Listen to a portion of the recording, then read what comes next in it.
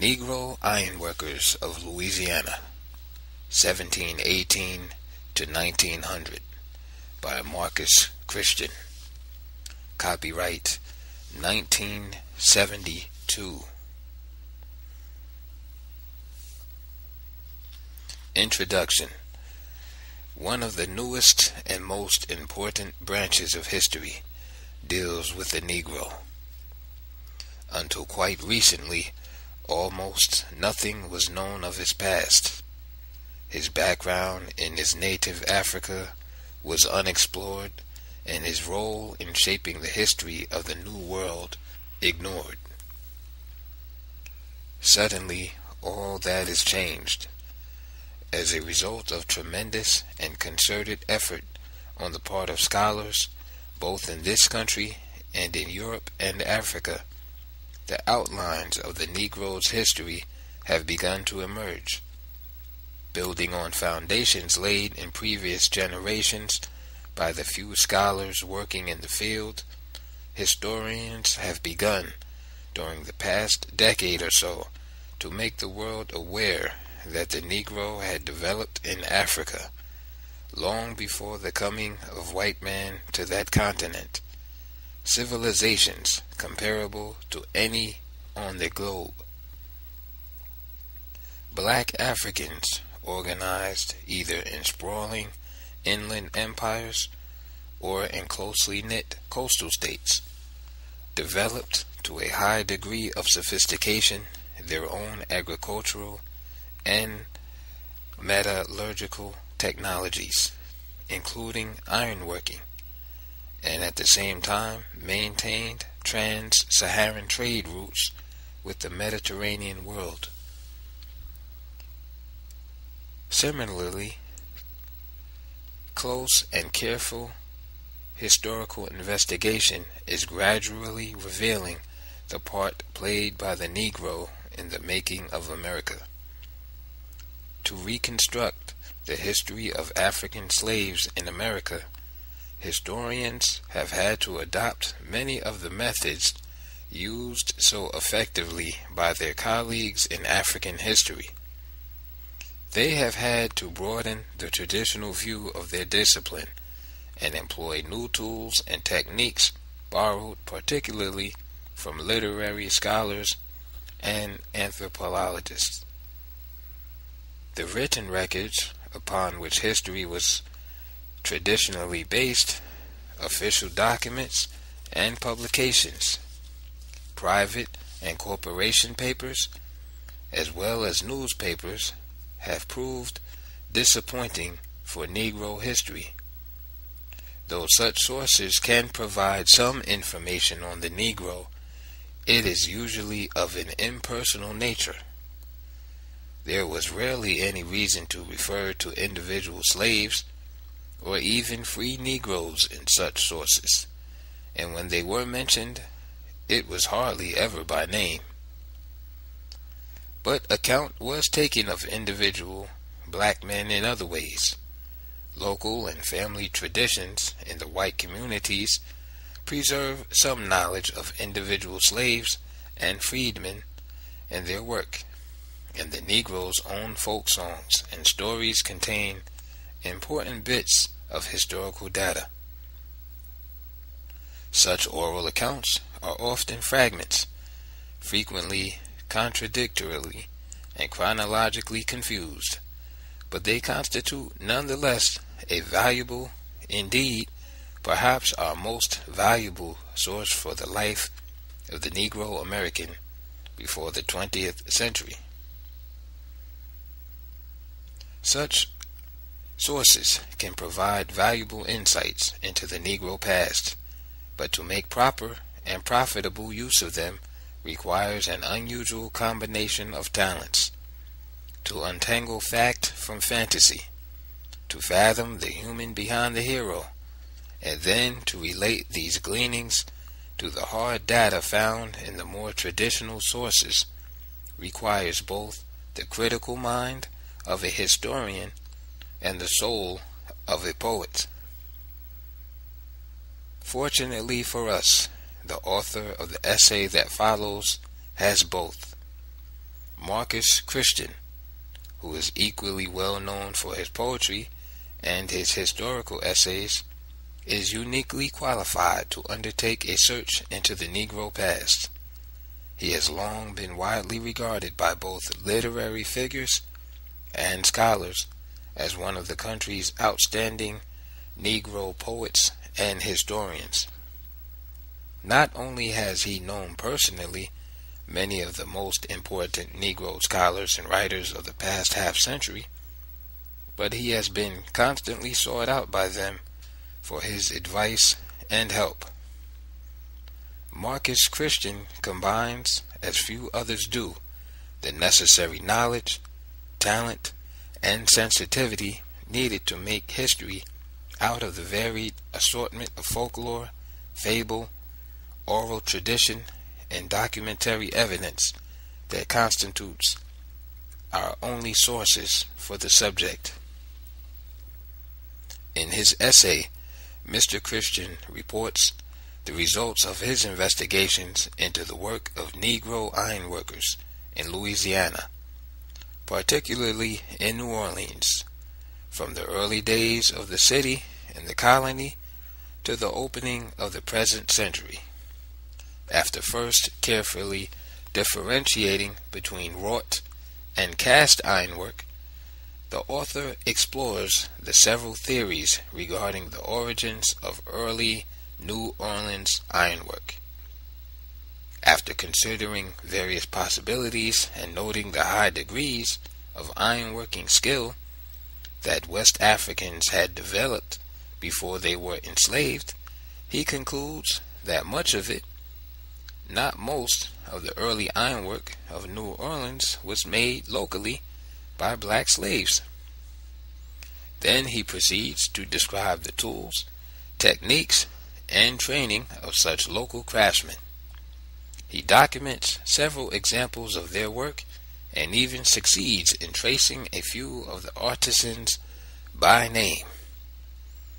In the latter part of his essay, Mr. Christian considers some of the problems faced by black ironworkers in the course of the 19th and early 20th centuries, and offers an analysis of the circumstances surrounding the decline of their craft.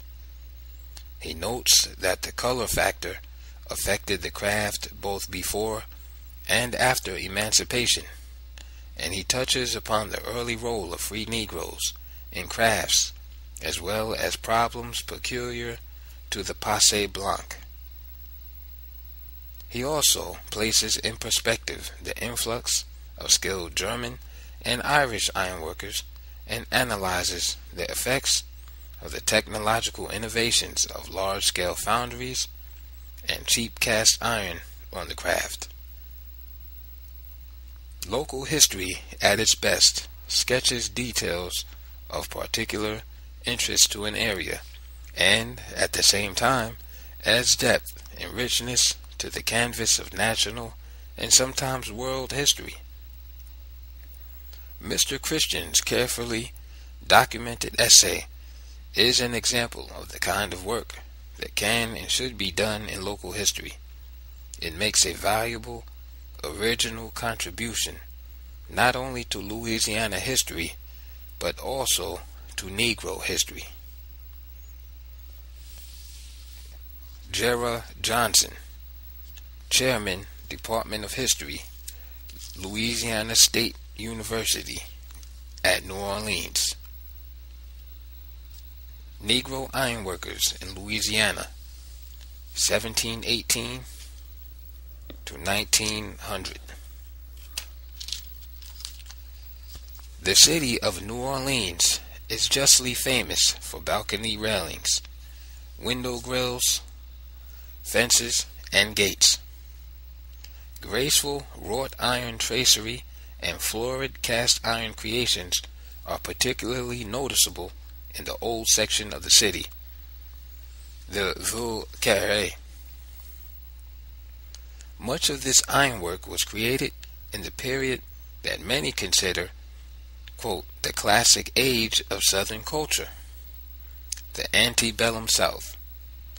But what few realize is that a large part of it was hammered out by black slaves. At the outset, it might be useful to distinguish between wrought and cast ironwork. Wrought iron, a handcrafted, highly individualized creation, came first, and for 120 years or so, held the field in New Orleans. Decorative cast iron did not appear in any great quantity until near the middle of the 19th century. Wrought iron, sometimes called malleable iron, is hard, lustrous iron that takes a high polish. It contains approximately 0.2% carbon, and the total impurities contained in it run to about 0.5%, and at red heat may be beaten and formed into almost any shape. It is, moreover, easily forged or welded. The finished product, the graceful scrollwork of some French Quarter balconies, for example, takes on an elegant quality that seems almost dictated by the nature of the material itself. Cast iron, on the other hand, is, in many ways, almost the exact opposite of wrought iron. It is brittle, hard, and non-malleable. Its carbon content runs from 2.0% to as high as 4.5%. It also contains silicon, sulfur, manganese, and phosphorus. The finished product, mainly because of its high carbon content, is highly vulnerable to rust. There has been very little written on the origins of New Orleans ironwork. Mrs. Philip Werlein published a small brochure on the subject many years ago, but there have been few, if any, other efforts to investigate the matter. In the absence of reliable investigations, there grew up some years ago two rather general schools of thought concerning the origin of the city's ironwork. The earliest theory of origin credited New Orleans ironwork to black slaves, or, more probably, free men of color. Much later, a second theory claimed that the city's early ironwork, though perhaps designed locally, was actually fabricated in the vicinity of the Spanish city of Seville.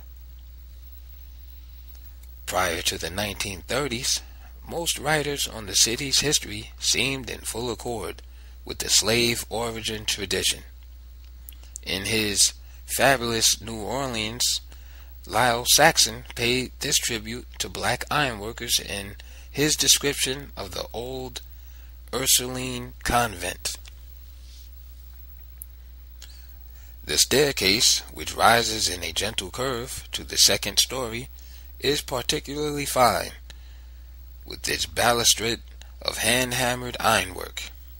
Like the bolts, bars, and hinges, this railing was beaten into shape by Negro blacksmiths in the city's forges. These, quote, brute Negroes, as they were called, were masters of their craft, and throughout the old section of the city, one finds that the oldest ironwork is the most beautifully wrought. Grace King, another prominent New Orleans writer, also bore witness to the part played by black ironworkers, when she declared that all of the ironwork of the group of government buildings fronting Jackson Square was the handiwork of slaves. In her oft-quoted book, Creole Families of New Orleans, she specifically pointed to the archbishoprics ironwork as having been fashioned by slaves working in the government's workshops. In speaking of Don Andre's expansive gesture in regard to the rebuilding of the Cabildo, she says, Don Almonaster's own slaves constructed it under his supervision. They prepared the timber for it and forged the ironwork used in it. The slave origin tradition also showed up in the early writings of Stanley Author. In his Old Louisiana Families, co-authored with George C. Hochet de Kernion, he quoted almost verbatim a memorandum from the family papers of Baron Joseph Xavier de Val de Pontalba. The monuments (brackets, public buildings that Don Almonaster had erected) close brackets, can be valued at more than 1,500,000 French livres. Observe, however, that Almonaster did not have to disburse this amount, much less take it from his capital. He himself was the architect, and he employed in these buildings, which occupied him during more than 15 years, more than 100 slaves, which he owned before his marriage, for the most part masons, joiners, carpenters, blacksmiths, sawyers, locksmiths, brickmakers, and helpers. The brick, the lime, the timber, and the lumber for carpenter work he obtained from his works and from his forests.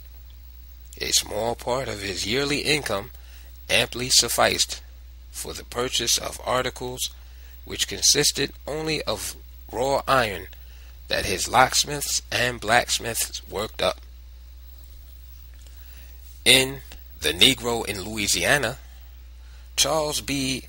Rousseff, a descendant of the old free-colored class, points to the altar rails and doors of the St. Louis Cathedral as being of slave origin. He also maintains that the ornate iron gates of the Cabildo were likewise the handiwork of slave artisans. Probably the highest ground taken in behalf of these early black ironworkers is the undocumented statement by Dr. Allen Locke, the most famous interpreter of Negro art, who says, "The most authentic tracing of any considerable school of master craftsmen has been in connection with the famous Negro blacksmith of New Orleans, who furnished the hand-wrought iron grills that ornamented the balconies and step balustrades of the more pretentious homes. Strangely enough, they were working in an original African skill without knowing it, for metal forging is one of Africa's oldest and greatest arts. However, this was retaught them in the new home, and the probable reason for their almost complete monopoly of the trade was their ability to endure the extreme heat. Only with the greatest skill and energy, however, can a smith work quickly enough in wrought iron before the white heat has faded to red, and before the horribly inartistic period of cast iron. This hand-wrought product was one of the real beauty and true decorative value. The vanishing relics of this brief period are now highly treasured, although much of the very best has undoubtedly disappeared before a taste for handicraft revived after a period of debased taste incident upon the mechanizing of our industries. One of the early writers of the slave origin school, Helen Pitkin Schurz, believed that much of the early ironwork employing slaves was, quote, puddled and molded or hammered out right on the spot where the master's building was going up. Says Miss Schurz in her small brochure, A Walk Through Frenchtown, quote, when in colonial times a man wanted a railing, he procured the iron, made his design, and his African slaves hand-puddled the beautiful balconies we see today. Though this statement itself raises serious doubts, since, quote, hand-puddled, or, quote, hand-puddled iron would have necessitated more in the way of furnaces, ladles, and forms to reduce iron to a molten state than we can reasonably suppose to have been available at every construction site, her statement nevertheless shows the presence of the belief that slaves were responsible for much of the city's ironwork. Some writers favoring the slave origin tradition place the birthplace of much of the French Quarter's ironwork in the shop of the famous Jean Lafitte, quote, the Pirate of the Gulf. George W. Cable and Judge Alexander Walker were early exponents, perhaps the originators of the slave origin theory. But Stanley Arthur says, Cable was not the first writer to place the mythical blacksmith shop at St. Philip and Bourbon. George Walker, who was the first to print the charge that the brothers Lafitte were smithies, did so on, quote, the recollection of several old citizens. The journal of the pirate himself makes no mention of the shop's location, although this statement does bring into sharper focus the shop itself.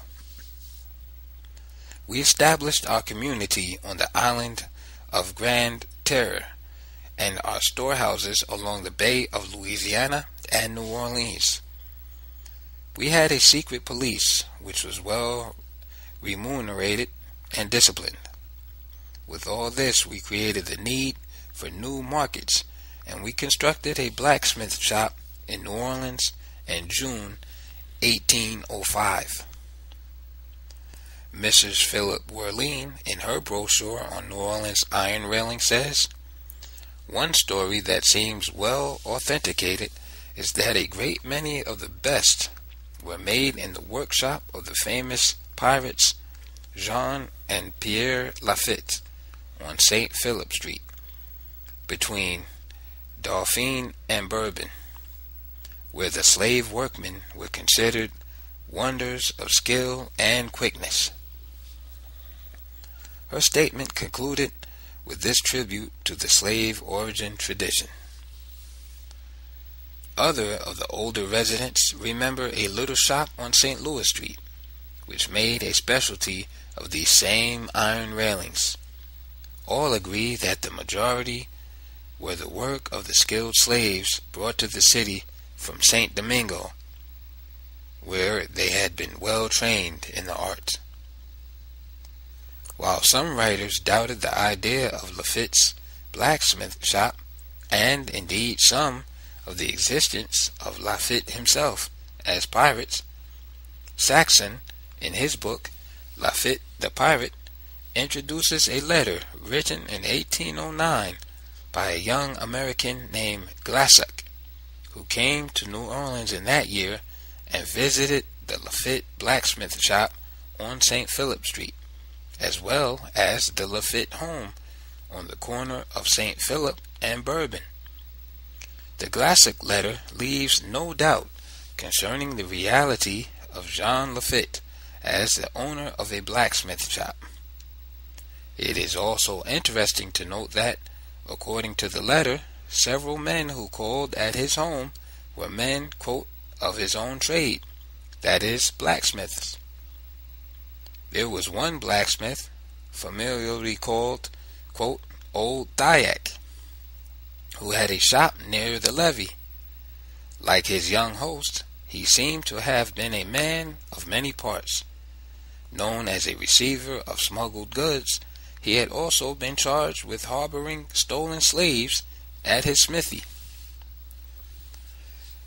There was also Bartolome Lafon, quote, an educated jack of all trades, civil engineer by profession, iron master by trade, and off and on an architect.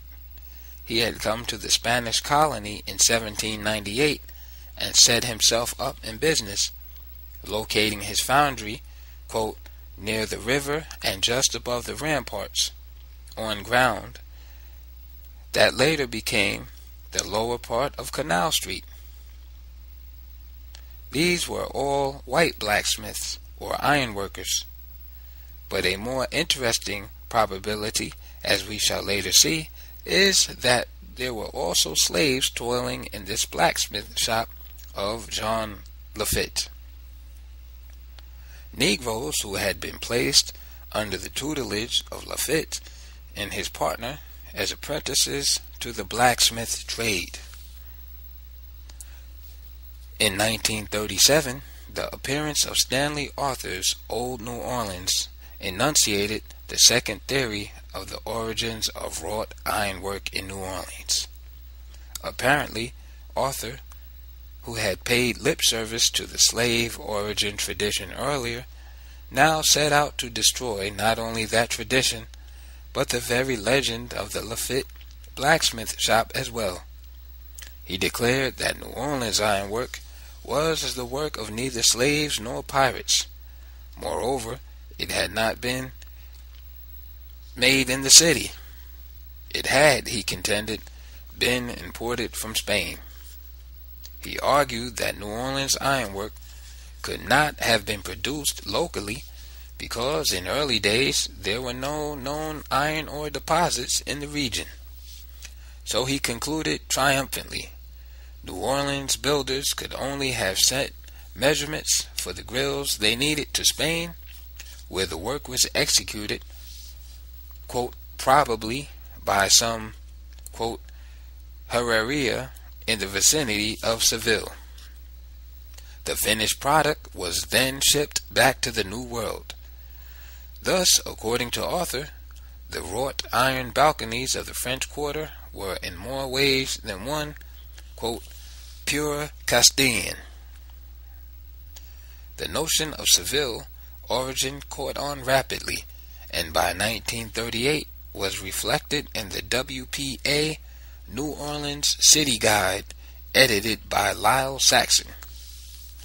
Says the guide, charming but preposterous tales have been circulated concerning the making of these grills and balconies. They are supposed to be the handiwork of unskilled slave labor, sweating before the open hearths. Other legends have them made by the brothers Lafitte, John and Pierre, whose blacksmith shop was a blind for the lucrative trade of slave smuggling. The Lafittes were even said to number among their, quote, black ivory customers such respectable citizens as the church wardens of the cathedral and the governor himself, all entering the shop ostensibly to contract for ironmongery. These tales, though interesting, are highly improbable, although records show that the Lafittes did only blacksmith shop. There is nothing to show that the shop was ever anything other than a blind. The earliest ironwork was imported, there being no known deposits of iron near the vicinity of New Orleans. According to Stanley Arthur's Old New Orleans, the wrought iron decorations were probably made in Seville. Mr. Mosey Goldstein and other authorities, however, dispute the Seville origin. Later, local artisans began to produce wrought iron comparable to the imported article. It is revealing that in his treatment of the production of New Orleans iron, which he dates from 1830 onward, Arthur concedes local origin, though he makes, even there, no mention of Negroes, slaves, or otherwise. He notes that orders for cast ironwork, quote, flooded local foundries such as Leeds, Geddes and Shakespeare, Julian Maury, and Ballmiller and Goodwin, ironmongers who made a specialty of casting balcony grills. He further conceded that the pattern makers who carved the wooden models for the casting were indeed artists. But he failed to mention that all of these casting firms were in existence during slavery days, and that most of them named had Negroes, slave or free, working for them in their shops and foundries. Arthur's argument for the Seville origin of New Orleans ironwork, that there were no known iron ore deposits in the vicinity of the city, therefore iron for any purpose had to be imported from the Old World, itself was faulty. As early as 1721, the Jesuit priest Charlevoix was writing of iron discoveries in the region of the Three Rivers. This settlement, established in Upper Louisiana as a French colony in 1650, or some 47 years before the founding of New Orleans, contained between 700 and 800 persons. Somewhat later, the Abbé Réal, in his History of the Settlements and Trade of the Europeans in the East and West Indies, reiterated the abundance of iron at Three Rivers. And an anonymous writer, although seeming a bit in error, was equally certain of the abundance of iron in the colony when he declared, Il y en a une pour être plus essentiel procès de la Nouvelle-Orléans. C'est une mine de fer extraordinairement abondante, placée au bord de la mer. Major Amos Stoddard, who took possession of Upper Louisiana following the Treaty of Secession in 1803, referred in his Sketches, Historical and Description of Louisiana to the great quantities of iron ore in the Missouri area, and still later Thomas Hutchins, the geographer, knew the Louisiana territory quite well and repeatedly made mentions of the Mine au Fer, located on the east side of the Mississippi River.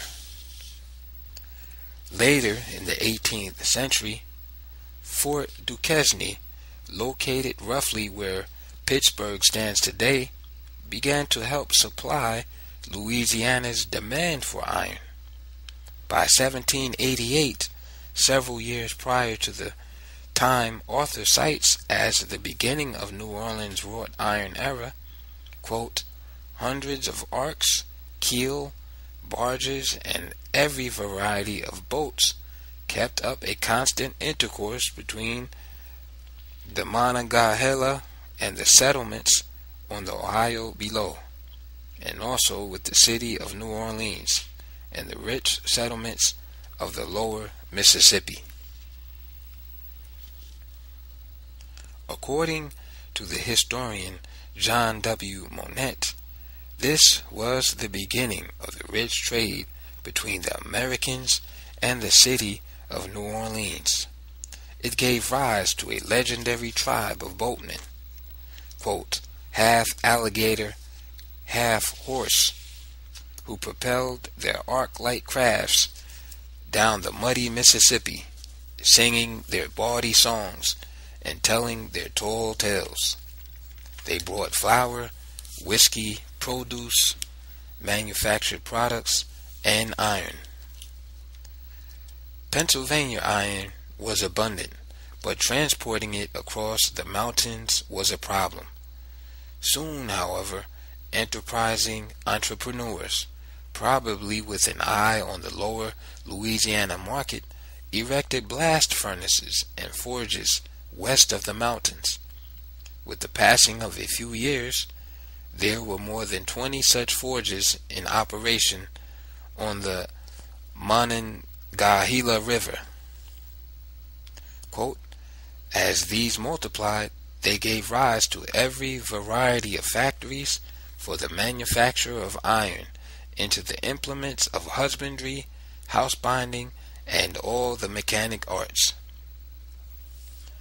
If increased use of wrought iron in New Orleans is placed around 1795, it is more than a coincidence that this date corresponds with the sharply accelerated output of the iron industries around Pittsburgh. Stanley Arthur, to the contrary, there never was a general scarcity of iron in the New Orleans area, with the exception of one short period of poor supply. Miller Surrey, covering the entire period of French commerce, 1699 to 1763, carries no mention of the exportation or importation of iron, with the exception of some 16,000 pounds of inferior scrap that was sold to a Spanish merchant in 1728.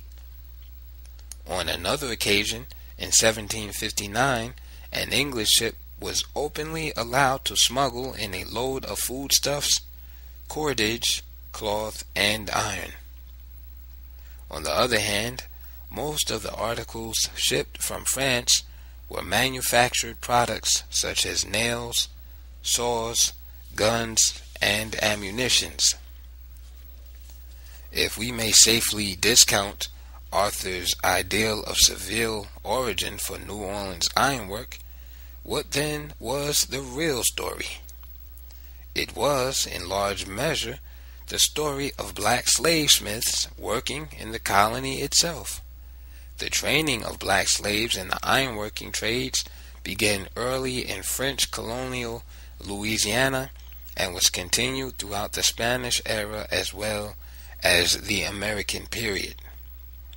On July 28, 1721, M. Faucon Dumanoir, director of the colony of St. Catherine at Natchez, appealed to France to send them white ironworkers who would be willing to teach their trade to the Negroes. Although one dare not compare the magnificent 18th century ironwork of France to that of Africa of the same period, it is possible to say that there were probably at least as many ironworkers in Africa at the time as there were in France.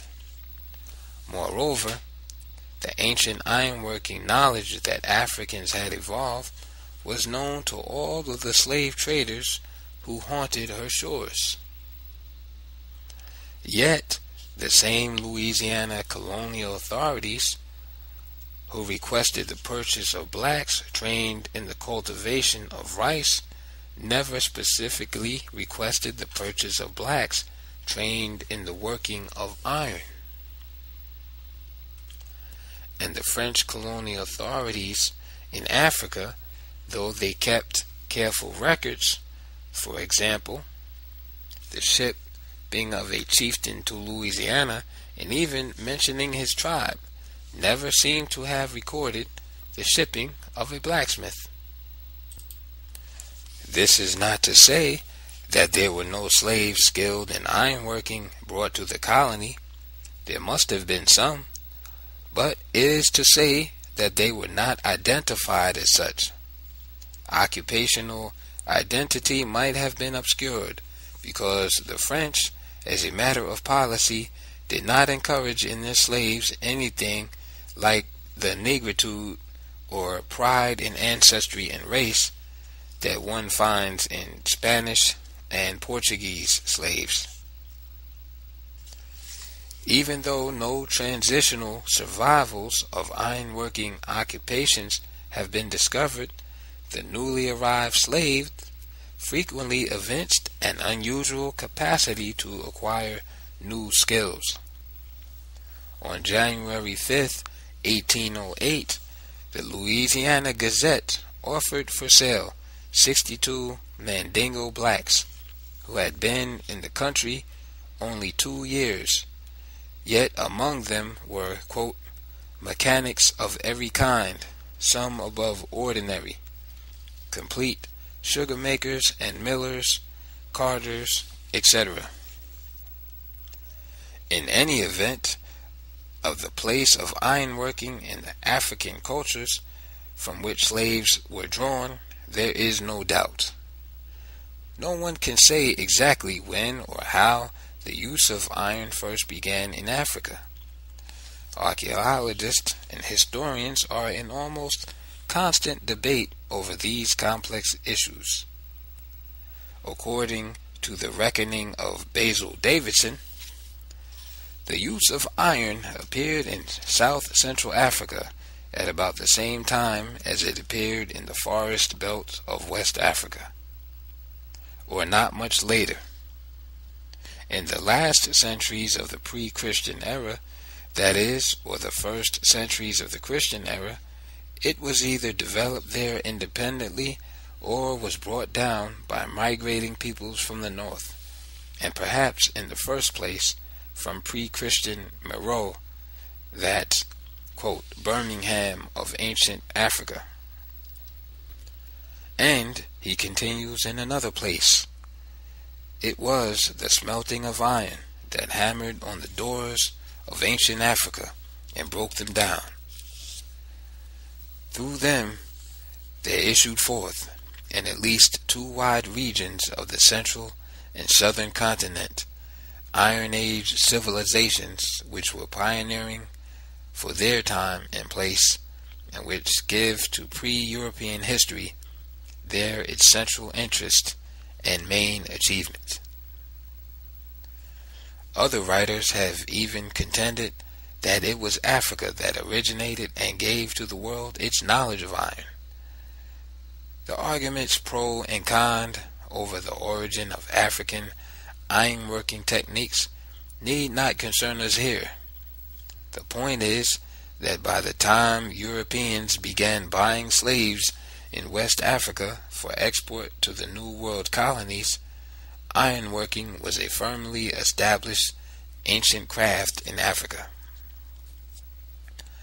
Anthony Benezet's historical account of Guinea, published in 1788, says of the kingdoms of Mandingo, Jolloffs, and Fulas, quote, the 3 forementioned nations practiced several trades as smiths, potters, saddlers, and weavers. Their smiths particularly work neatly in gold and silver, and make knives, hatchets, reaping hooks, spades, and shears to cut iron, etc. Negroes on the Grain Coast in the Upper Guinea region were also proficient in making iron tools. Says one account, quote, the Negroes of the Grain Coast are esteemed excellent mechanics, particularly the smiths, who understand the art of tempering steel and other metals, making arms, and other instruments of steel. To the south, the blacksmithing craft was so tightly woven into the everyday lives of the people of Angola that blacksmiths were awarded an honored place in native folk tales. One such story, The Blacksmith and the Birds, already old when the Portuguese arrived in the 15th century, tells the tale of a man who forged special hoes that he sold to his villagers. It was probably the belief that ironworking was a supernatural endowment that placed African ironworkers in a caste that approximated a priesthood. When the Portuguese first reached the mouth of the Congo River in the 15th century, they found in that country that the, quote, Mani, or king, was himself a member of an exclusive blacksmith's guild. Again, in 1795, Mungo Park's first journey into the interior of the continent led him to the village of Kamalia, where he observed that, quote, the only arts which were followed as peculiar and exclusive trades were the art of working in leather and that of manufacturing iron. In Meroe, the Birmingham of ancient Africa, Davidson suggests that since the huge slag heaps of that city lie only a few hundred yards from the Temple of the Sun, it may have been royal Kushite policy to keep ironworking knowledge a priestly secret. Even under Portuguese overlords, these African smiths worked their way unhurriedly through the years. In the region of Angola, one of the many settlements that sent slaves to Louisiana, Livingstone made notes on the ironworkers of the Gulango Alto district in 1854. He described a village of 25,120 hearths or homes, 206 iron founders, 486 bellows blowers, 586 coke makers, and 176 miners. The trade was carried on by 980 native smiths. He also told how the Marquis de Pombal in 1768, in expectation of increasing Africa's iron output, engaged 8 Spanish and Swedish workmen to erect a massive, quote, modern iron foundry on the Coanza River between Masangano and Kazango.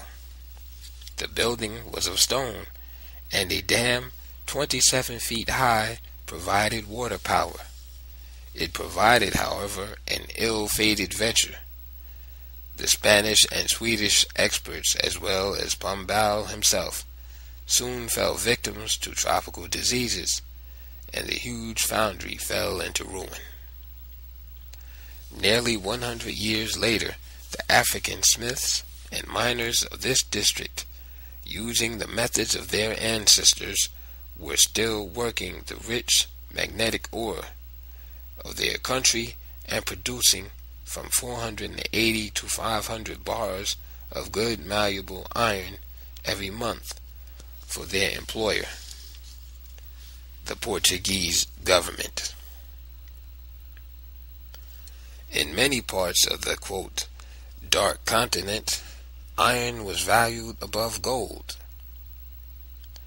Quote, iron is the gold of the African. Paul B. Duchaillu later wrote while visiting the country of the Fans in 1856. Apingi natives, regarding iron as an extremely valuable present, gave him an anvil, but he was unable to carry it away. He later studied the native technique of iron smelting and described how the newly made iron was worked into shape.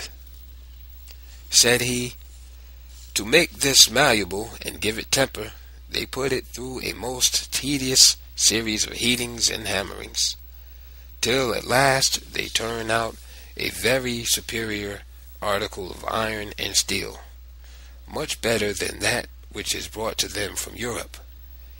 It is a fact that, to make the best knives and arrowheads, they will not use the European or American iron, but prefer their own. And many of their knives and swords are really very finely made, and for a rude race, beautifully ornamented by scroll work on the blades.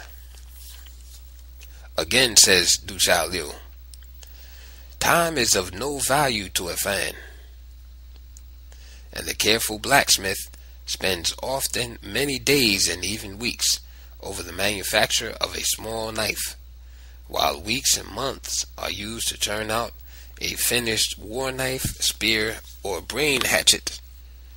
The small, graceful, and often intricate lines with which the surfaces of all their best weapons are beautifully ornamented are all made by the hand and a chisel, like instrument struck with the hammer. They evince a correct eye and a good deal of artistic taste. One cannot but wonder if perhaps the scroll work design on the knife blades and sword blades of the Fans was later transformed into the beautiful wrought iron scrollwork found on the balconies of New Orleans. Since many members of this tribe were brought to the South as slaves, it is entirely possible that many of them continued skills brought over from their African homeland. On July 28, 1721, M. Faucon Dumanoir, director of the colony of St. Catherine and Natchez, wrote a letter to his superiors in Paris, which said in part, quote, "I have neither locksmiths, edge-tool men, nor sawyers. I cannot get along without hiring those whom you will send me to teach their trade to the Negroes." This was probably the earliest indication of a colonial plan for the apprenticeship of Negro slaves.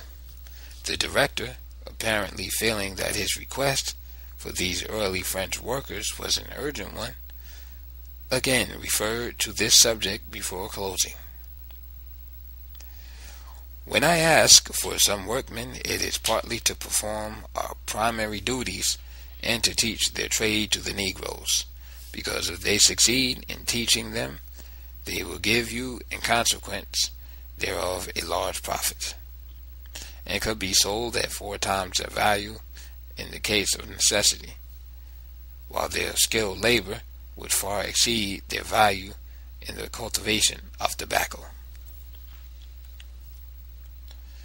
Plainly speaking, the director was inaugurating a mode of procedure that would last throughout the entire period of Louisiana slavery. The purchase of slaves for the main purpose of training them in a particular trade or occupation, preferably one that paid the owners well. This type of slave apprenticeship not only enhanced the value of the slave himself, but placed his master in the position of owning a man with a training that was in regular demand. A skilled slave worker could also be hired out at a figure that would in a few years regain the money that had been invested in him. For this reason, men who wanted to become boss blacksmiths, boss carpenters, boss draymen, boss cab drivers, etc., soon saw a first slave as a profitable investment, and if successful, this was for them the beginning of a magic mill that slowly ground out future profits. The small stature of several white ironworkers living in the colony at the time hints at another reason why the director was calling for Negro slaves as ironworkers. Let us take as an example a group of white ironworkers landed from the ship the Two Brothers on July 1st, 1719. One, probably an apprentice, was only 14 years of age and 4.6 feet. Another, an iron founder, was 20 years old and only 5 foot 2 inches tall. A 36-year-old nail maker was 5 foot 5. A 40-year-old blacksmith and a 45-year-old edge tool maker were each 5 foot 1.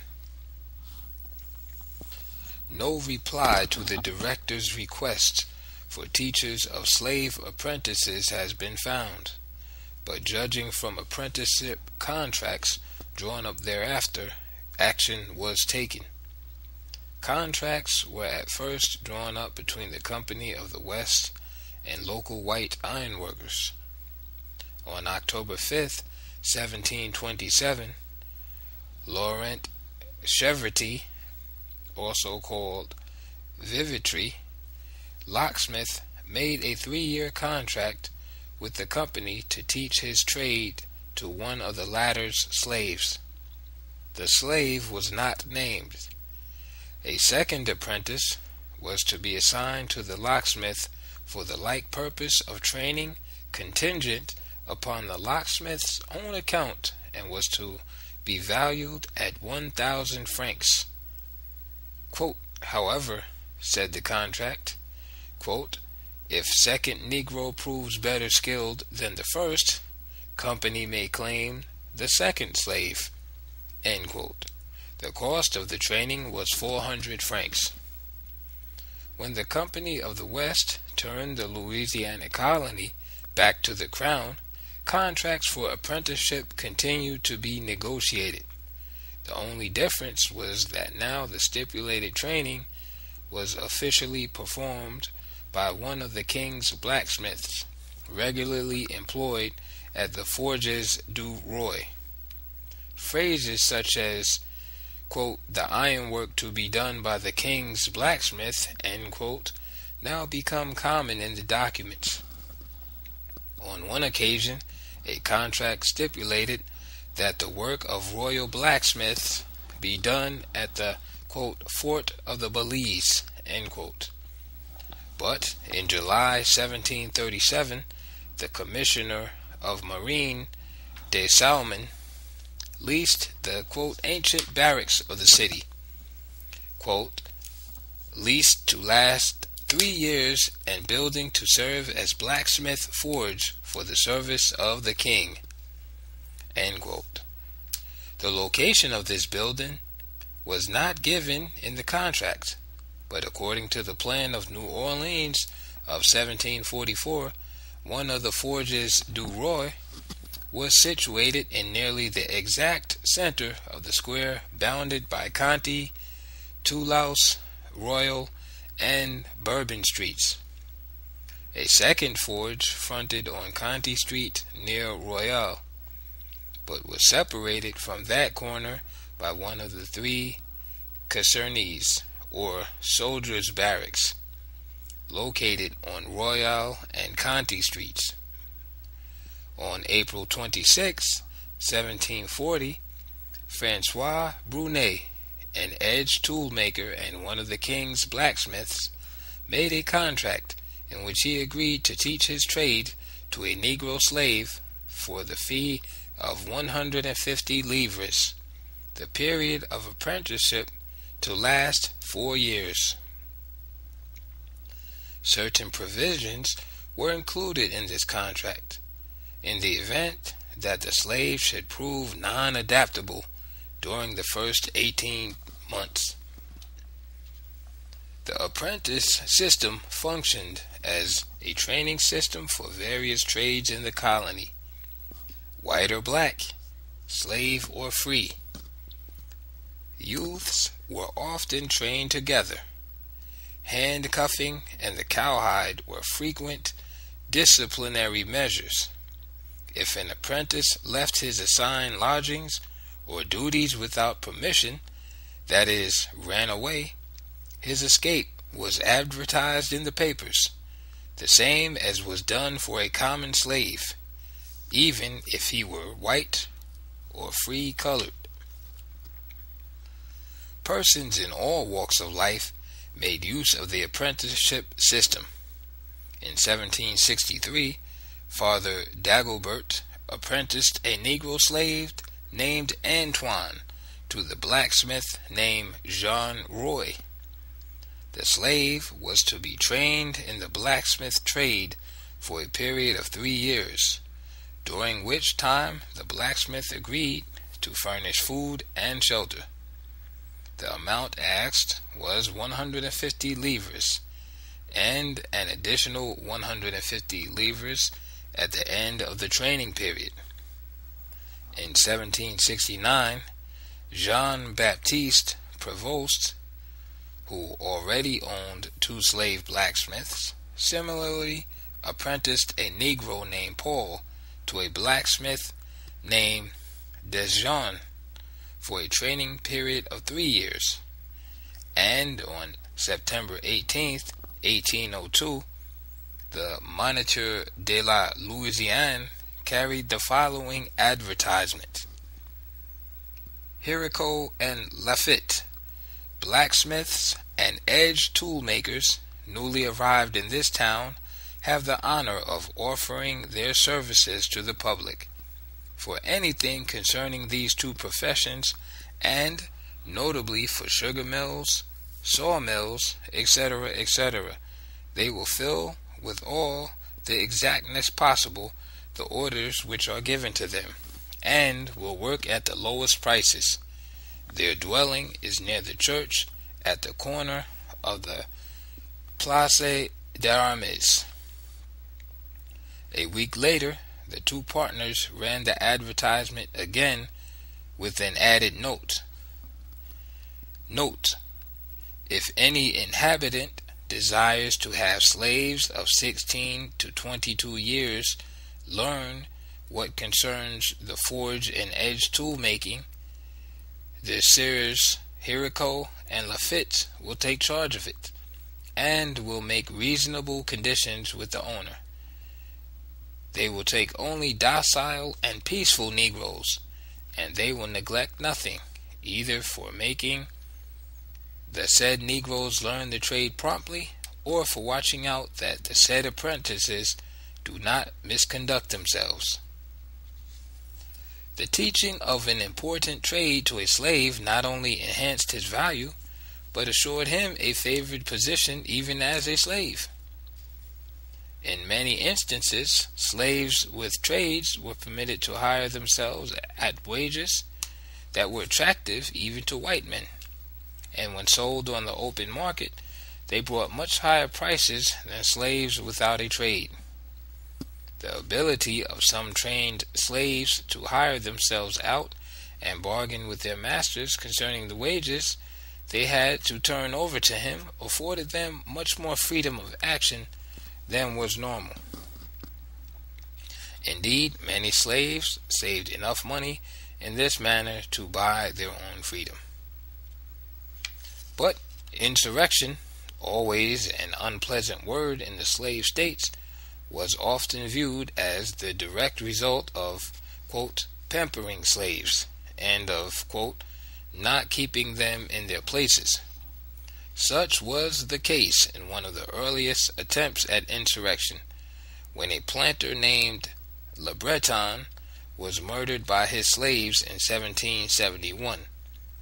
Two of the slaves named in the murder trial were blacksmiths, but the few instances of this sort seem not to have in any way discouraged the apprenticing of slaves in the trade of blacksmith. Some Negroes achieved distinction in fine metalwork as well as ironwork.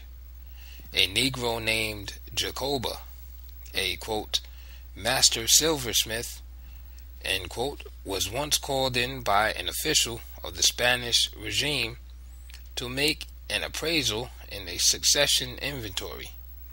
The window in the case had asked, quote, to have the silver both in the city and on the plantation appraised by an expert.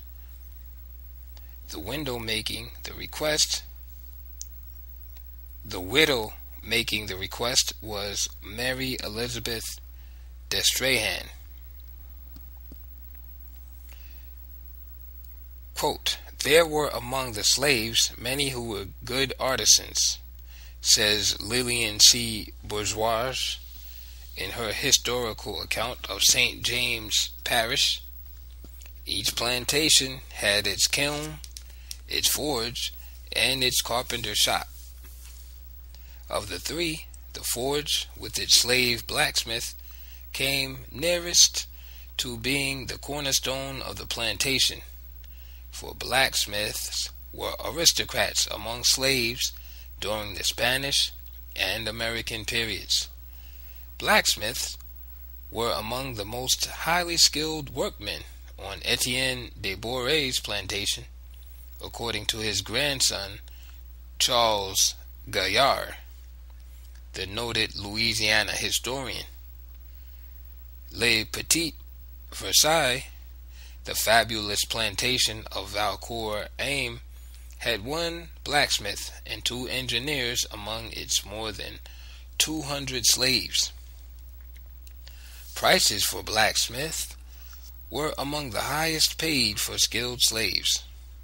One, quote, expert blacksmith was valued at 800 pesos in 1780. When Colonel Daniel Clark needed skilled slave workers on his plantation, he wrote to a correspondent in 1788, reminding him, quote, "To not forget my blacksmith, carpenter, and overseer. If you can get me a Negro blacksmith, who may be called a good country workman, buy him for me. I do not limit you in price." So long as the demand continued, the market remained strong. When 50 slaves of various sizes, sexes, and skills were offered by Magnolia Plantation that same year, the advertisement boasted, quote, "Amongst them 2 blacksmiths, one of whom is the equal at his trade to any other in the state." In a court case in 1842, the price of a slave blacksmith was placed at $1,500 and his services for hire at $50 per month, while 2 other slaves, presumably common laborers, were estimated at being worth $400 and $750 each, and their monthly services at $15 each per month. When Nicholas Noel Destrehan died in 1848, the highest price placed upon the more than 60 slaves in the inventory of the plantation was upon a blacksmith named Bartley, who was appraised at $1,200, despite the fact that he was already 45 years old. As the years passed, the price of a slave blacksmith continued to increase until it approximated that of a low-priced slave fancy girl. Joe Gray Taylor, in his book Negro Slavery in Louisiana, gives an account of a young slave blacksmith who sold for, quote, "around $2,000 in Carroll Parish in 1856. In the spring of 1860, another slave blacksmith sold for $2,500. Countless unnamed slave ironworkers proved themselves an integral part of the early Louisiana sugar industry. The daily newspapers attested to their importance. The city's slave dealers daily reminded the public of the outstanding quality of black ironworkers. Chew and Ralph, slave dealers and importers, offered for sale 212 slaves, among whom were, quote, "several valuable mechanics." On February 24th, 1807, Patton and Marcy offered at auction in March 1807 150 slaves, among whom were, quote, "mechanics, and some valuable waiters and seamstresses." Among the 11 slaves offered for sale in a sheriff's sale on January 14th, 1809, were 3 blacksmiths and 2 sawyers.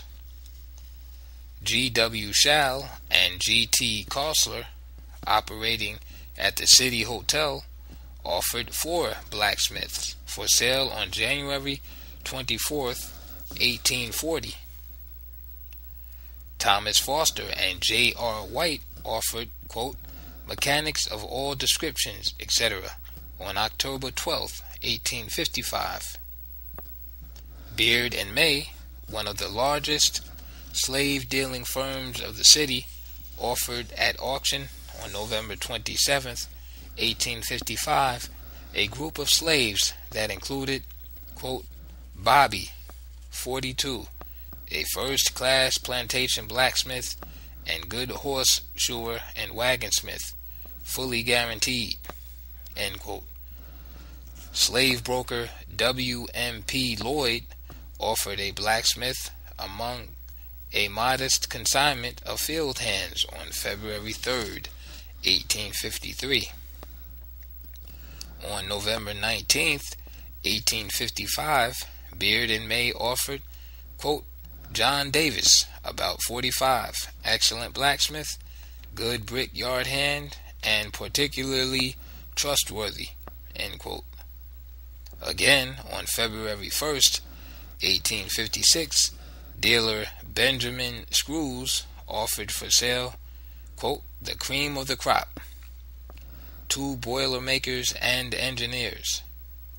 And on April 2nd, 1857, dealer Thomas Foster advertised for sale a, quote, #1 blacksmith, wheelwright and wagoner, who had just arrived from Virginia.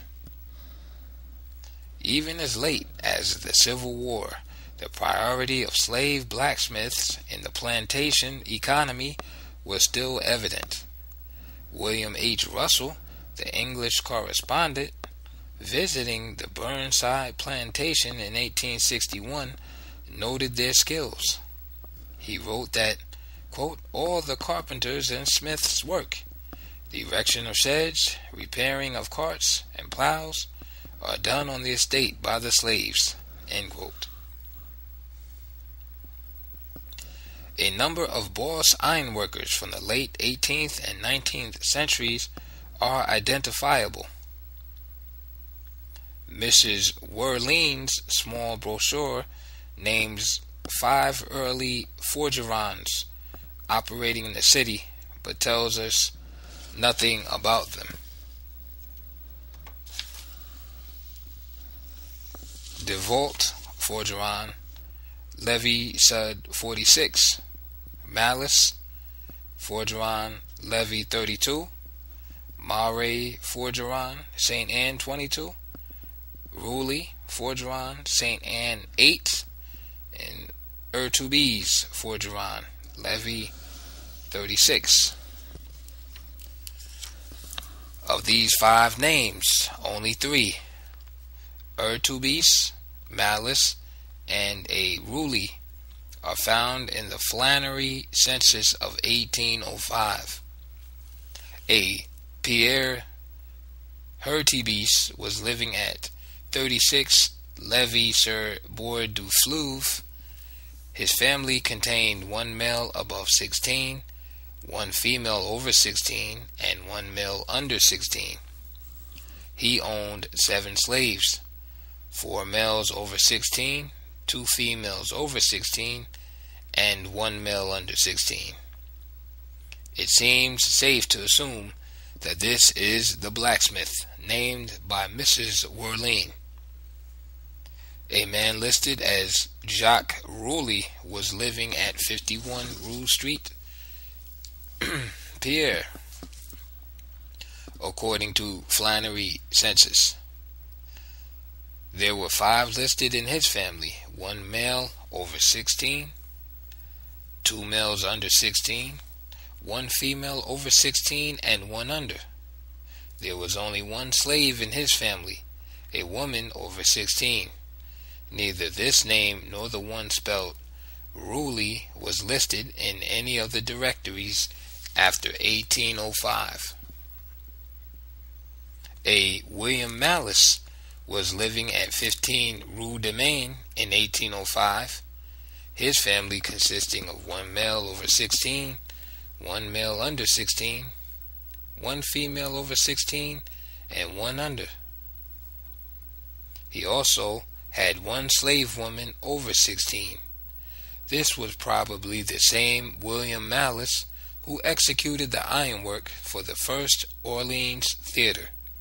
He made all of the blacksmith work and the locks, with the exception of the lightning rods. For his work, he received $1,817. Whether he hired helpers or worked alone is not shown in the records. Another prominent boss blacksmith listed in the Flannery census is Jean-Baptiste Wiltz, who had a blacksmith shop on Toulouse Street between Bourbon and Dauphine. He had 1 male over 16, 3 males under 16, and 1 female over 16 in his family. Also, 5 male slaves over 16, 1 under 16, 1 female over 16, and 1 under, making a total of 8. When Wiltz died in 1817, there were 5 slaves listed on the inventory of his estate. These ranged from a slave of 18, who was, quote, somewhat of a blacksmith, to a man of 45 or 50, who was advertised as a, quote, complete blacksmith. Number 828 to Loud Street, the site of the blacksmith shop, was sold by Madeleine Wilts in 1836. Another man with exactly the same name as Wilts, probably a close relation, was also the owner of a large group of slaves. He lived at 38 South Levee Street, an area where there were many blacksmith shops. So it was altogether probable that he was in business too. He had 2 males in his family over 16 and 4 females under 16. Evidently, he had no wife. His holdings and slaves marked him as a man of consequence, for he owned 7 males over 16, 1 male under 16, 5 females over 16, and 2 under 16, a total of 15. Still another Wilts, Leonard, at 47 Dauphine Street, also owned enough slaves to staff a sizable business. He had 1 male over 16 and 1 female over 16, and 1 under 16 in his family. He also owned 1 male slave over 16, 3 males under 16, 2 females over 16, and 1 under, making a total of 7. The Louisiana State Museum Guide of 1934 mentioned 2 more ironworking, quote, brother teams, the Pelans and the Lafitte's. The former are credited with the erection of the present cast iron fence and gates around Jackson Square, and the latter, without any justification, are credited with virtually all the rest of the important ironwork of the French Quarter. There unquestionably was a blacksmith named Lafitte in New Orleans at the opening of the 19th century, as we have already seen, and he might well be the famous pirate or privateer. But of his or his shop's ironwork we know nothing. Another ironmaster of that period, about whom we do have some information, was Marcelino Hernandez. Samuel Wilson Jr., a prominent architect and leading authority on the history of New Orleans architecture, believes that Hernandez probably came from the Canary Islands, stayed in New Orleans for a while, and left the city at the end of Spanish rule. Wilson attributes to Hernandez the wrought iron balcony railing of Le Petit Théâtre du Vieux Carré, as well as those of the Cabildo, quote, perhaps the finest of the Spanish period. Another iron master of the period was Daniel Dana, who, like the Pallane brothers, left us only one surviving piece of work, at least so far as we know. When John Mitchell and Benjamin Fox built the old United States branch mint in 1835, Mitchell paid Dana, a Julia Street blacksmith, $7,500 to fashion a massive fence around it. The monumental fence still stands in severe splendor, with its thousands of African-like spears pointing to the sky. The use of Negroes in industrial ironworking took a huge step forward in 1835 when the Louisiana General Assembly chartered the New Orleans Gas Light and Banking Company with a capital stock of $6 million. The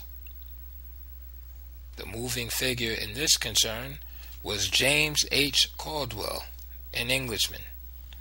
Caldwell was one of the foremost developers of the second municipality, the so-called, quote, American section of New Orleans, having first introduced gas for the lighting of his theater in 1822 or 1823. The total number of slaves employed by his enterprises was probably about 100 or more. Assessment figures for 1858 show that there were 61 slaves with a total valuation of $45,500 working at the gas plant, located within the boundaries of Gravier, Perdido, Magnolia, and Locust Streets. When Francis and Teresa Polsky, traveling companions of Louis Kossuth, the Hungarian patriot, visited the gas works in the early 1850s, Mrs. Polsky afterwards wrote in her journal that colored people were employed there. The overseer, also a black man, explained to me with striking precision and clearness the process of manufacture which he superintended. A description of the plant itself says that on the grounds are shops for blacksmiths, carpenters, and machinists for the manufacture and repair of articles and implements used, except the clay retorts, which are brought from Belgium. The very fact that a Negro foreman superintended the working force of such a large enterprise almost completely rules out the possibility of whites working under him. And since all articles and implements used in its operation were either manufactured or repaired in its shops, the racial involvement in a leading city industry probably was without parallel anywhere else. Article X of the company's handbook of rules and regulations demanded that independent gas fitters should follow strict procedures in making installations. X. The pipes and screws used in fitting must be of wrought iron, wherever they are intended to be covered by flooring or plastering, or in any manner to be hidden from the sight. Where they remain exposed to view, they may be of composition, but wrought iron is preferable in all cases. The beautiful, elaborate gates of wrought iron, made to grace the entrance to New Orleans' first and still existing gas plants, were moved from 431 South Robertson Street in 1946 and have been re-erected in their present location on Poydras Street, near Clara. Thus far, no records have been found saying whether or not these gates were wrought in the company's blacksmith shops. An excellent example of slave ironwork was a large 8-foot clock that was for many years a prominent exhibit in the Louisiana State Museum. It was designed in 1833 by Valsin Marmillion of St. James Parish. It has a figure of a Negro boy made of lead and weighing 80 pounds that strikes out the hours with a hammer. The Museum Guide, 1934, said of the piece, taking into consideration the inadequate facilities, it is a remarkable specimen of handicraft. It has a quartz escapement, and length of pendulum is compensated for change in temperature by alternate bars of steel and brass. A 60-pound weight drives the striking mechanism, and a 40-pound weight drives the time train. A certain, quote, old Solomon, a Negro blacksmith, quote, with a long beard down over his chest and number 14 shoes on his feet, fashioned the elaborate iron drills used to tap, accidentally, Louisiana's first natural gas well around 1821 on the plantation of P. Fanor Prudhomme of Natchitoches Parish. Old Solomon was drilling for water, but after encountering 2 gas flows, he finally abandoned the project at a depth of 400 feet. The drills that old Solomon had made for the well were abandoned and forgotten. Then one day, 100 years later, when a field was being cleared on the plantation, one of the bits was plowed up. A search of the field uncovered 200 or more of Solomon's bits. The outstanding work of the slave blacksmith was a, quote, a double helix corkscrew bit with 2 perfectly intertwined arms spiraling downward and each making a turn and a half to the point of the bit, end quote. This bit is strangely reminiscent of a piece of sculpture out of African ancestor worship. The discovery of Solomon's handiwork proved so exciting that a petroleum engineer with the Louisiana Department of Conservation prevailed upon the Prudhomme family to land the collection as an exhibit for a meeting of geologists. When this body convened in 1938, quote, more than 1,000 geologists in New Orleans marveled at the handicraft of Solomon, the blacksmith slave, and at the effectiveness of these early well tools. The greatest of all Negro ironworkers in Louisiana was Norbert Reilly. It is said that he, quote, transformed the sugar-making industry with several machines designed to speed the processing of sugar, end quote.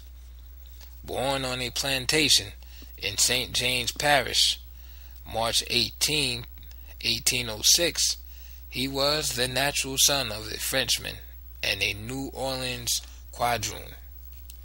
In 1846, the Agricultural and Mechanical Association of Louisiana, in awarding prizes for the best grade of sugar produced that year, awarded the first and second prize to manufacturers using Reilly's patented sugar boiling process, while the third was given to another using the Reilly vacuum pan.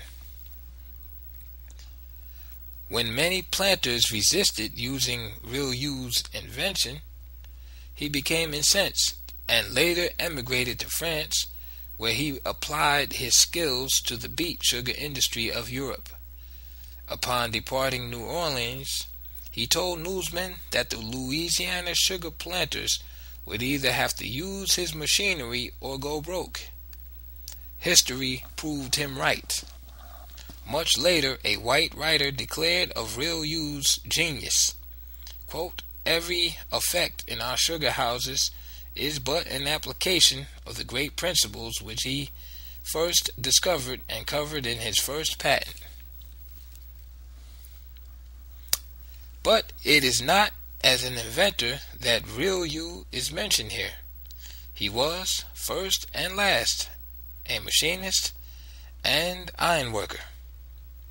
One writer calls him a machinist who transformed the sugar-making industry.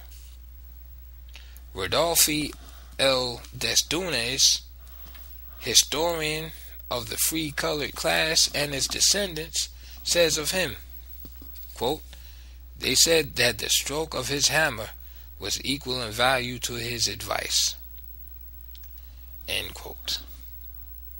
He lifted the working of iron to the level of genius and bequeathed his talent to his native state.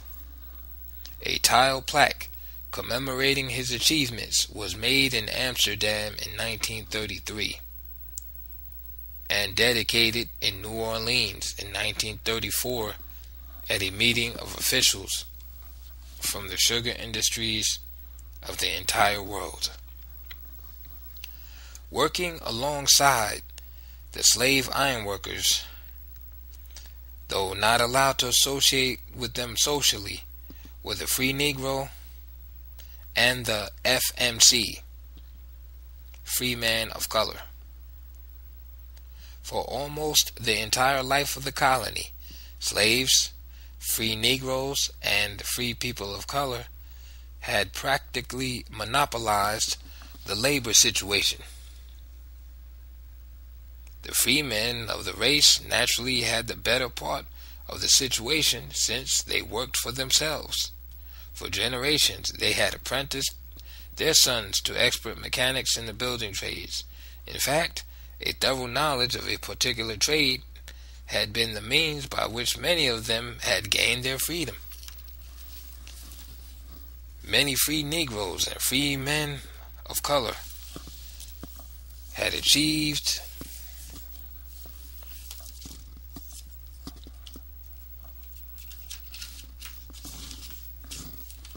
proficiency in the ironworking trades well before the Treaty of Secession in 1803.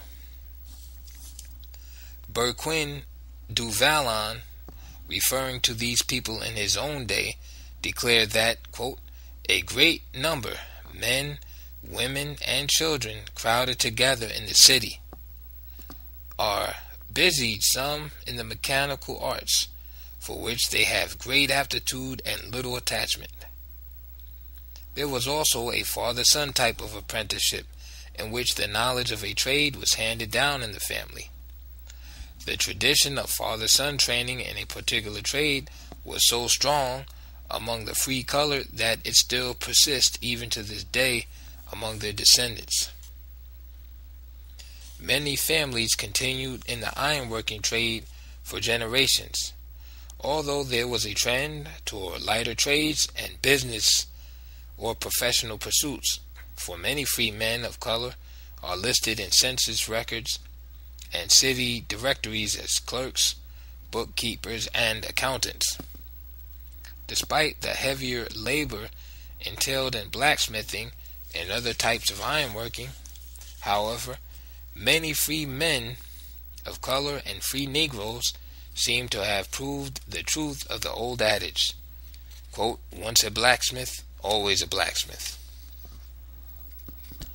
A close study of records indicates that a considerable number of free Negroes of light complexion, quote, passed unnoticed into the white community of New Orleans, though there was a law requiring that racial identification be placed after the names of free persons of color in all public records. It is nevertheless true, as Grace King once said, the great ambition of the unmarried quadroon mothers was to have their children pass for whites, and so get access to the privileged class. To protect society against one of their means, a law was passed making it a penal offense for a public officer in the discharge of his functions, when writing down the name of any colored free person, to fail to add the qualification homme or femme de couleur libre. But the officers of the law could be bribed, even the records of baptism tampered with, and the qualification once dropped acted inversely as a patent of pure blood. This, quote, passing on the part of Negroes of mixed blood was many times intentional and planned, but frequently the fact was forgotten or obscured after the lapse of a few generations. Indeed, too many questions about ancestry often led to early morning pistols at 10 paces. It is interesting to study official rosters of free people of color allowed to remain in the state from 1840 to 1864. it contains only one Negro among 13 blacksmiths, foundrymen, gunsmiths, and engineers listed. The gradations of color given for the other 12 range from, quote, yellow man, light mulatto, and quadroon to dark mulatto. White men of all nationalities lived openly with black or mulatto women and reared mixed-blood families. There were recorded instances of slaves or free men of color having intimate associations with white women, usually immigrants. Indeed, until 1818, there was no law prohibiting free people of color from purchasing the services of German and Irish immigrants who were sold into indentured servitude on the docks of New Orleans to pay the cost of their passage to the New World. This was also the period that marked the early beginnings of the famed quadroon balls.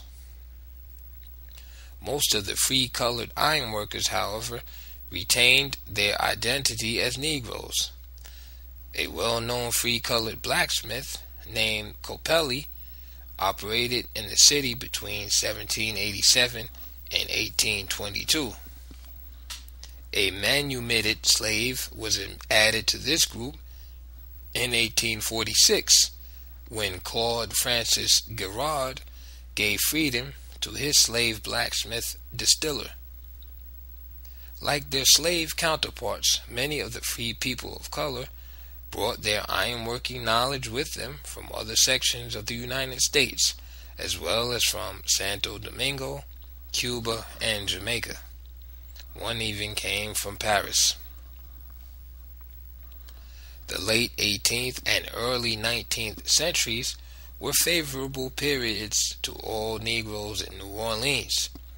Under Spanish rule, both black slaves and free men made great strides. For a period of 30 years, they practically monopolized all areas of the building trades and in sheer numbers made of New Orleans, quote, a Negro town, for there were more than 2 Negroes to each white in the city. After the coming of the American in 1803, however, the position of slave and FMC ironworkers began to change, says Henry Castellanos. Some decades after the transfer of Louisiana to the Union, the influx of the white population was rather small. Hence, the labor for all manual services or merely mechanical offices was mostly performed by the blacks.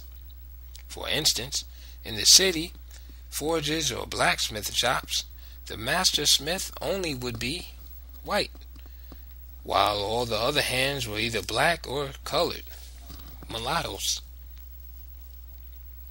But Castellanos continues.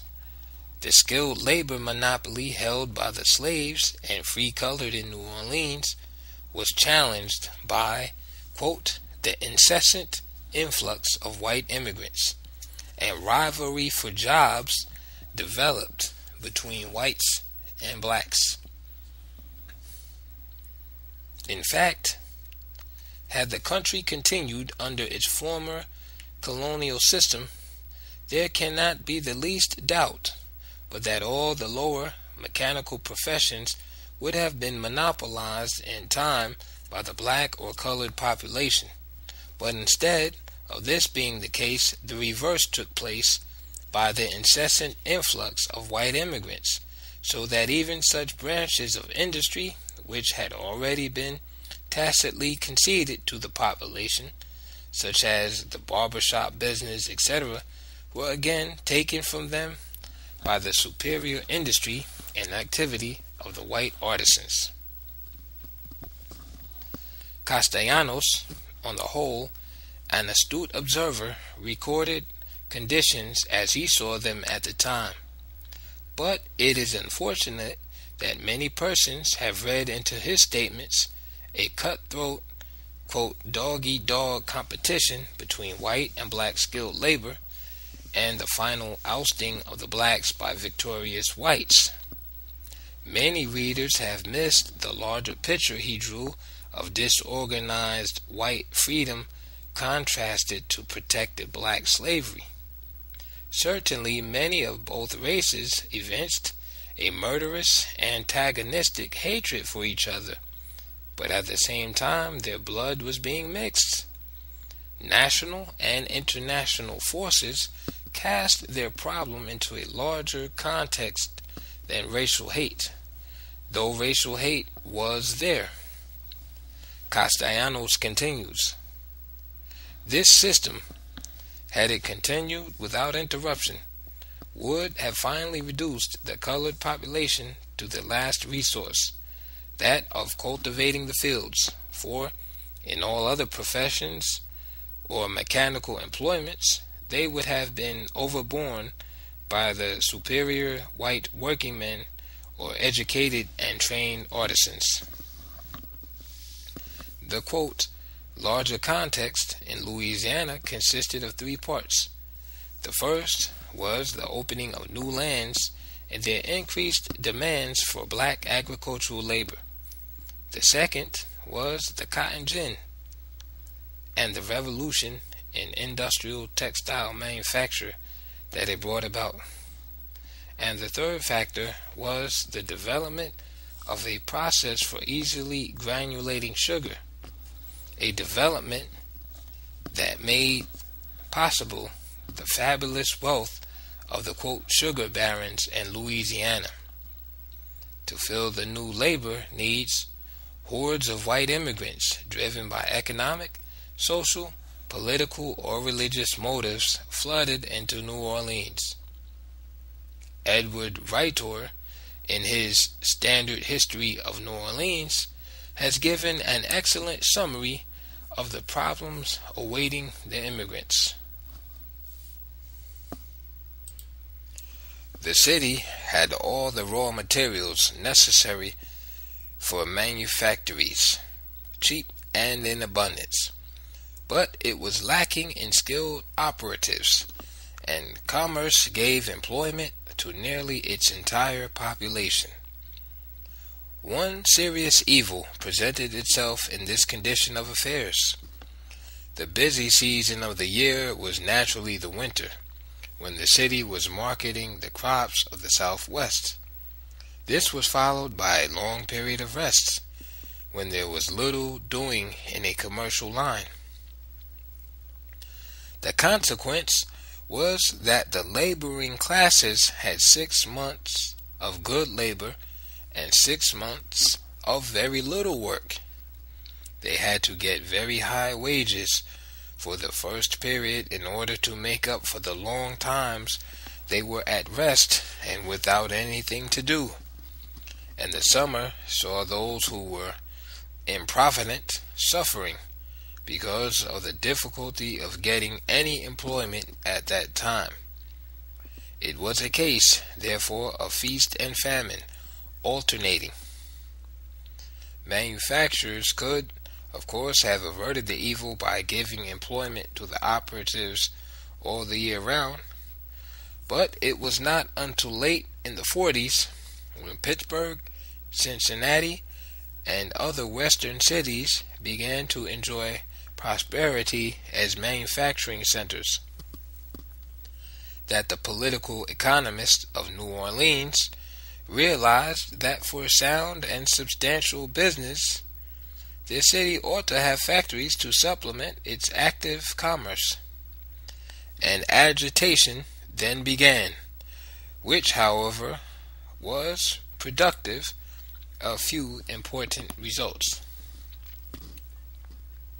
Concerning the competition between skilled whites and skilled slaves, the same writer continued, "The fact is, slavery was an enemy of manufactories, as some of the great political economists of the South had lately shown.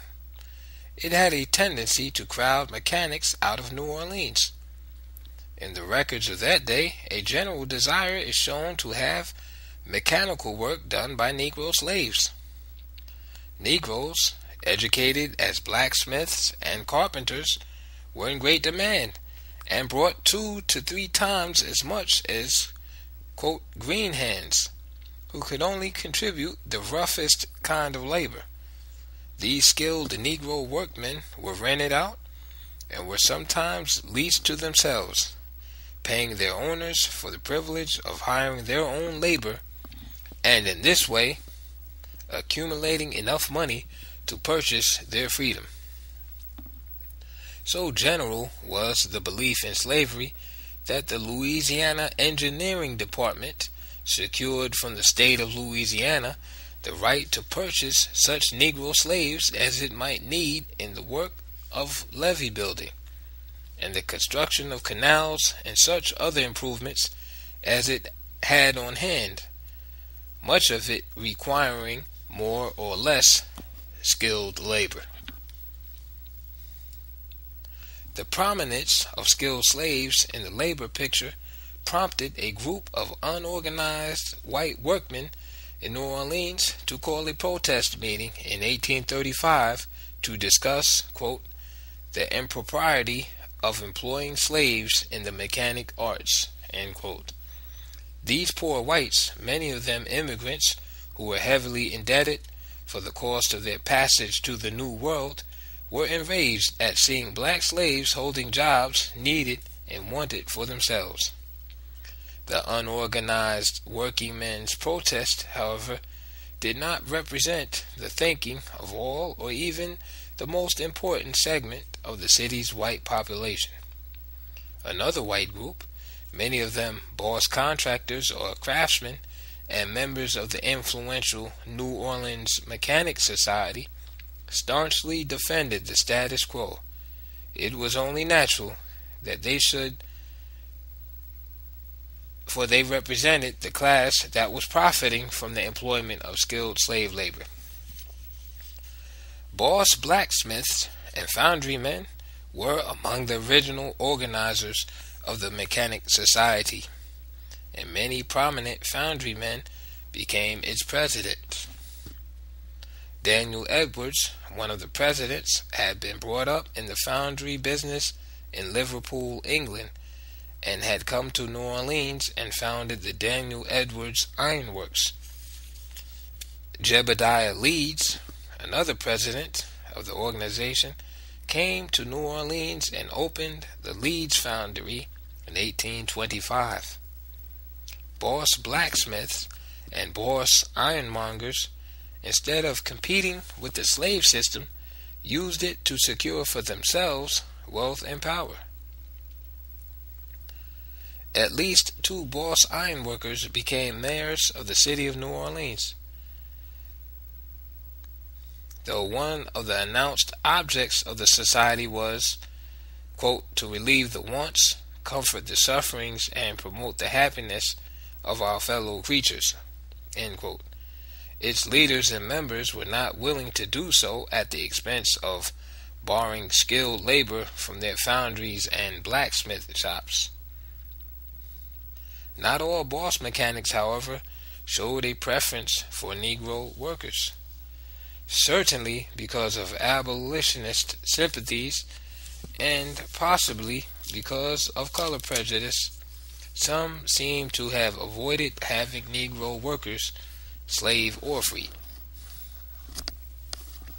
For instance, the succession of James Shepherd, a blacksmith of New Feliciana, October 1st, 1801, shows that Shepherd had formed a partnership with 2 other blacksmiths of that community and operated a large, well-equipped shop in the community. But no slaves were listed among the joint effects. In another case, a single address in the U.S. Census Report of 1850 lists 7 white blacksmiths, 4 Germans, 1 Irish, 1 American, and 1 Frenchman. No Negroes. The same census report lists J. Bowmiller, a 38-year-old blacksmith, carpenter, builder from Pennsylvania, who, with Daniel Ball Miller, operated a carpentry and ironworking shop at 7 Carroll Street, later called Ball Miller and Goodwin, that employed 20 carpenters, all white. From 1830 until the Civil War, the sugar barons and the cotton kings reigned in southern Louisiana. During that time, however, small blacksmith shops of New Orleans were not able to build or repair the huge and sophisticated machinery that sugar mills required. As a result, they gradually lost ground to large-scale foundries that were increasingly hiring their workers.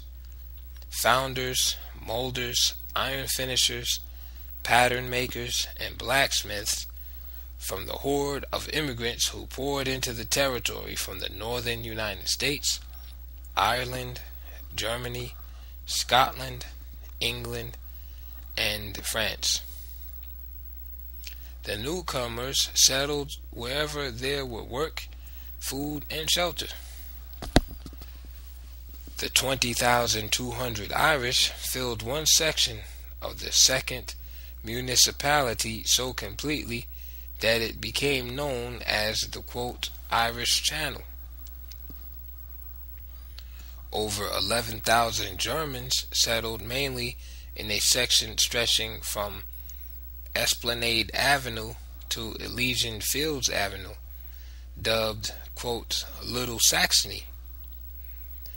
Immigrants spread into the first and third municipalities and began to move into the cities of Lafayette, Jefferson, and Carrollton. The 7,522 French naturally showed a preference for, quote, downtown New Orleans. Many had come prepared only to work with their bare hands. Even the skilled workers among them had few tools and no equipment. Page after page of census records show nothing but dreary entries of laborer after thousands of names.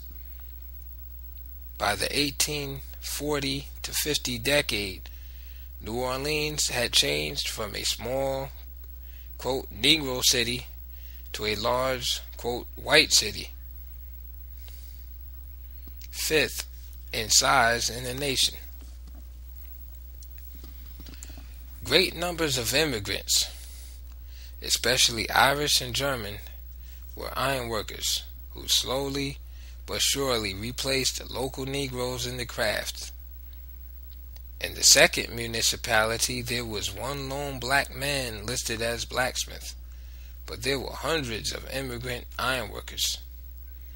In the third municipality, the, quote, Sugar Hill of the free colored, where the Trevigny's, the Decodrus, the Verduns, the Flemings, the Blandins, the Boisdors, the Desales, the Brosleys, the Tournays, the Populaces, the Lavignes, the Rillieux, and the Forches lived, there were several gunsmiths and blacksmiths, the majority of whom were mulattoes.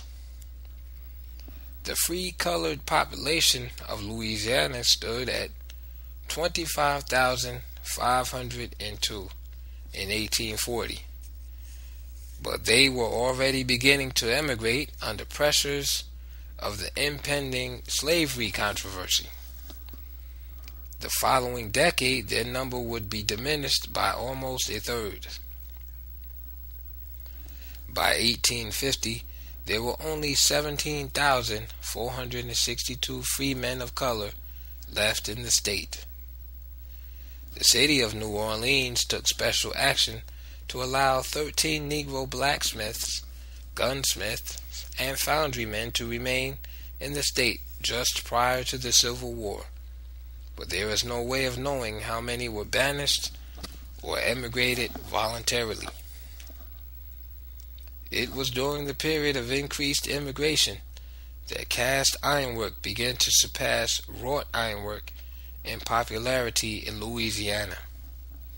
A number of factors, among them the Victorian taste for the ornate, the increasing demand created by the sugar, cotton, and business wealth, and the advent of the foundry system, coupled with the heavy influx of white ironworkers that made cheap ironwork possible, accounted for the change from wrought to cast iron ornamentation that overcame New Orleans after the 1830s. The second municipality particularly blossomed forth in cast iron splendor. In the old French Quarter and on some of the plantations, slave ironworkers kept up a tradition of handwork. But in New Orleans, the cast iron trend became increasingly evident. The new ironwork was largely the work of white ironworkers and massive foundries. This is not to say that Negro slaves were no longer employed in the industry. Most of the large foundries did employ them. Herman Woessner reports that throughout the late antebellum period, many foundries such as Leeds and John Armstrong and Company owned slaves, the former having 14 on their list of workers and the latter 9. The Armstrong firm used a picture of 2 Negroes working on a boiler as an advertisement in the city directory.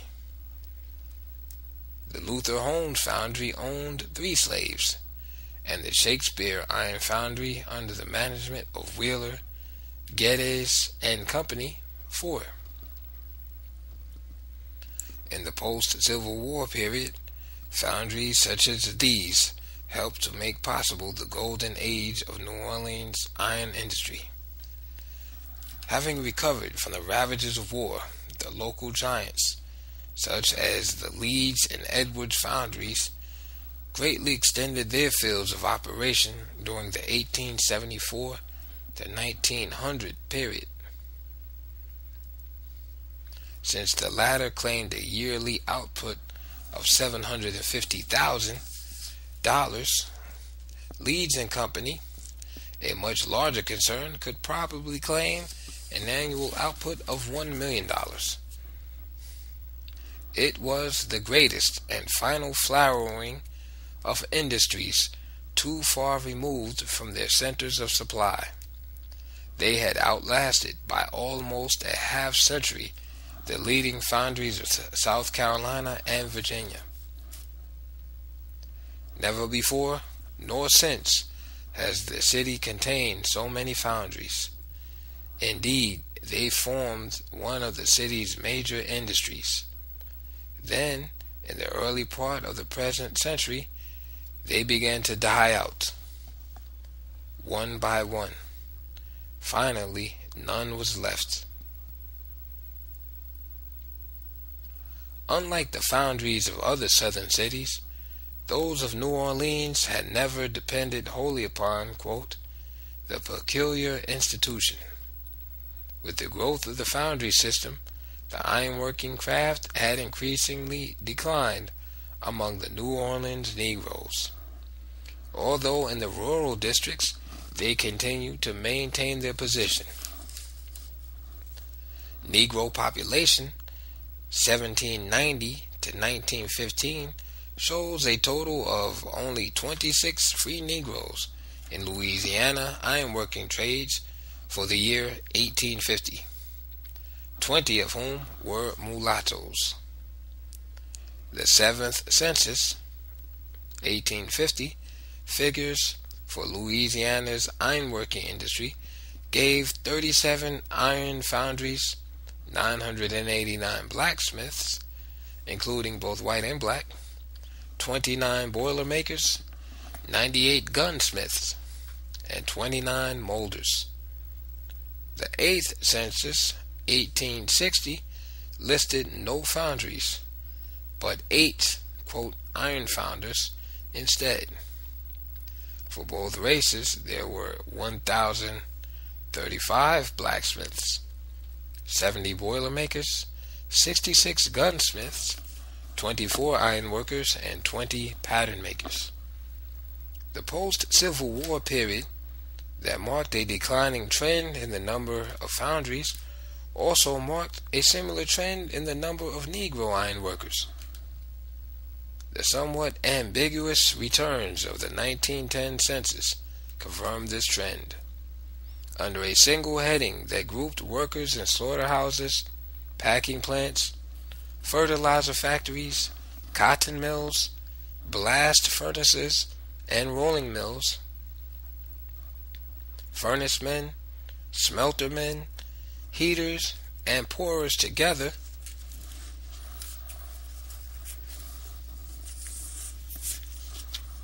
considerably less than 200 were listed, while molders, founders, and casters of iron numbered only 16. By 1920, no Negroes were returned for the latter category, probably due to World War I. The number of Negro iron molders, founders, and casters increased to 195 by 1920. Meanwhile, blacksmiths, numbering 702 in 1910, dropped to 419 by 1930. Toward the turn of the century, many Negro ironworkers in the city of New Orleans began to turn their talents to more individualized but still related skills, such as the allied horseshoeing and wheelwright trades.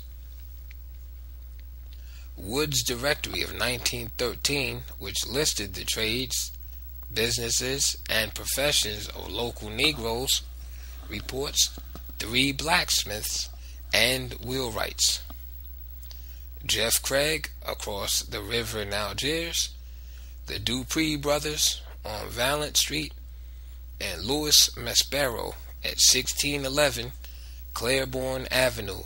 In the regular advertising section, a few more were carried. In 1913, Wood's Directory also carried 5 names of men doing ironwork: W.P. Brown, practical horseshoer, 730 Louisiana Avenue; Cobbett and Poach, practical horseshoers, 411 North Peter Street; L.P. and D. Dupree, 2009 Valent Street; and George N. Morey, 1611 North Claiborne Avenue. The 1914 directory listed Louis Maspero, 1611 North Claiborne Avenue, and C. Wilson, Corner, Short, and Hickory as ironworkers. Quite a few blacksmiths who went into the horseshoeing business became expert farriers. A well-known blacksmith of this type was the late A.J. Molieri, a light-skinned, blue-eyed, quote, sandy-haired Creole Negro who had served his apprenticeship under a Frenchman who kept a shop on Broad and Esplanade. Molieri later owned his own shop at the fairgrounds, where he hammered out most of the tools used in caring for the string of thoroughbreds, and during the racing season he sometimes traveled as far as Churchill Downs. In time, Molieri taught blacksmithing to his nephew, who still follows it. Another well-known blacksmith and wheelwright in the uptown section of the city during the early decades of the 20th century was Elisha Dillon, who, as a boy, was apprenticed to a German blacksmith in his native Bayou Sara. He came to New Orleans and in time operated simultaneously 2 horseshoeing and wagon building shops. He later closed one, but continued the one on Washington Avenue near Magnolia Street until he was admitted to the Methodist ministry. At one point, this blacksmith was called upon to repair the city's pumping station at Broad and Melpomene. Some years prior to World War I, the best-known ironworker in New Orleans was Louis Charbonnet, carpenter turned structural steel worker whose career closely paralleled that of Rillieux, the machinist turned inventor. This man was a carpenter who turned to structural steel work and became the greatest Negro structural steel contractor in Louisiana's history. Charbonnet's first employment was fashioning in wood the types of fixtures usually produced by firms dealing in millwork. From the position of master carpenter at the American Sugar Refinery, he rose to the post of consulting engineer for Woodward, White and Company. Despite his meager formal training, he successfully erected huge conveyors, grain elevators, rice mills, and bridges in New Orleans and elsewhere. His operations in the city were impressive. For example, he erected 10 ramp conveyors for the Southern Pacific steamship docks, quote, built of wood and steel, and all driven by electricity. Another example of his work was the banana conveyor for the Illinois Central Fruit Wharf. In Mobile, Alabama, he erected, quote, 3 immense banana conveyors for the Emanuel Fruit Wharf and a coal conveyor for the Mobile Coal Company. He had also erected in various localities, quote, several rice mixing plants and rice mills with working quality second to none. He advertised that he could build, quote, dredge boats, coal and gravel conveyors, traveling or stationary elevators, and derricks to suit any purpose. And with an eye to the burgeoning automobile trade of that day, he also offered, quote, modern automobile garages built to suit conditions. One of his sons, Louis Charbonnet II, credits his father with having invented 28 machines used in the various stages of rice milling for which he never received a patent. He died in 1924. Outside the city of New Orleans, the picture was different.